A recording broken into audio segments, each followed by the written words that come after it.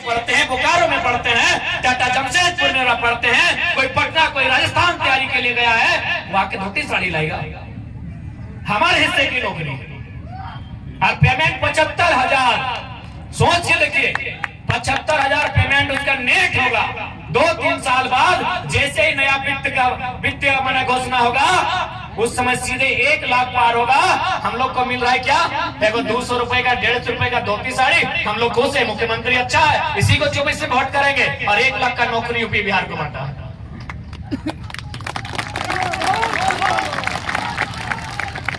ये तो है राज्य के सरकार। अब केंद्र सरकार हम लोग को फ्री में क्या दिया है? चावल। हम लोग के लोग बहुत खुश हैं कि नरेंद्र मोदी की उपलब्धि है कि लगभग 80 करोड़ लोगों को राशन मिलता है। अच्छा एक बात बताइए, यहाँ बहुत बुद्धिजीवी लोग बैठे हैं, मीडिया जगत के लोग बैठे हैं, शैक्षणिक दृष्टिकोण से बहुत हाई फाई लोग बैठे हैं, शिक्षित लोग बैठे हैं, वकील शिक्षक लोग बैठे हैं।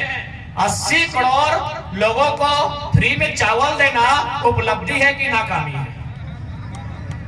अगर किसी को फ्री में चावल देते हैं वो उपलब्धि है कि नाकामी है? आपकी नाकामी है। हमको फ्री में चावल नहीं चाहिए। हमारे बगल में एमपीएल है, मैथन पावर लिमिटेड, इनसे कहिए जो सीएसआर फंड होता है उसके तहत 10 किलोमीटर 20 किलोमीटर का एक रेडियस होता है, वहाँ फ्री में बिजली मिलना चाहिए, वहाँ सड़क होना चाहिए, फ्री में एजुकेशन मिलना चाहिए, फ्री में हेल्थ मिलना चाहिए। हमें ये फ्री में चाहिए।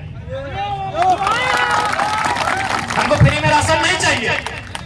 दिल्ली में भी जो लोग बैठे हैं उनको भी साफ साफ कहिए हम लोग को फ्री में राशन नहीं चाहिए। हमको फ्री में एजुकेशन चाहिए, हमको फ्री में बिजली चाहिए। और बिजली क्यों नहीं चाहिए भाई? मैथन किस लिए बना है? पावर मतलब क्या होता है? पावर मतलब बिजली। बिजली का काम होता है। मैथन का मतलब क्या है? मैथन क्यों बना है? बिजली बनाने के लिए बना है। तो भाई जब बिजली मैथन बनाती है तो हमारे 10 किलोमीटर जो भी आपका कंपनी का गाइडलाइन है, कहीं 20 किलोमीटर होता है, कहीं 10 किलोमीटर होता है, तो आपके 10 किलोमीटर के दायरे में जो भी गांव आते हैं, जितने गांव आते हैं, उनको फ्री में बिजली दीजिए, क्योंकि मैथन बिजली बनाती है।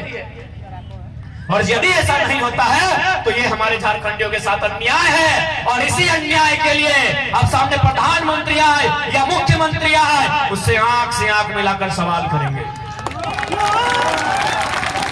कि हमार पानी हमार पसीना, हमार पानी हमार पसीना, और बिजली जलाते शेख हसीना। शेख हसीना बांग्लादेश के प्रधानमंत्री है।